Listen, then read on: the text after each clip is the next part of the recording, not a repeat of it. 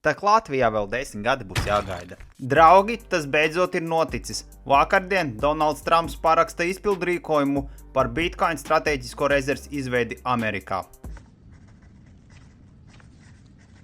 Stratēģiskā Bitcoin rezerve tiks izveidota izmantojot krimināla procesā vai civil procesā konfiscētos bitcoinus. Bitcoins tiks uzkrāts kā rezerves aktīvs un netiks pārdots. Valdība neiegādāsies papildus aktīvus digitālo līdzekļu uzkrājumā. Valdība veidos rezervi tikai ar konfiscētajiem bitcoiniem. Valsts var izstrādāt dažādus veidus, kā neitrāli iegūt bitcoinu. Tāpat tās valsts var izveidot digitālo aktīvu krājumu no citiem konfiscētiem digitāliem aktīviem. Baltais nams bitcoinu nosauc par digitālo zeltu un saka to, ka valstī, kas pirmā izveido bitcoin stratēģisko rezervi, ir stratēģiskā priekšrocība. 9:30 vakarā paredzēts, ka Donalds Trumps parakstīs vēl vienu izpildrīkojumu. Patreiz nav oficiālas informācijas, par ko būs izpildrīkojums, bet šobrīd tiek lēsts, ka Donalds Trumps parakstīs 0% kapitāla daļas pieauguma nodokli kriptovalūtai.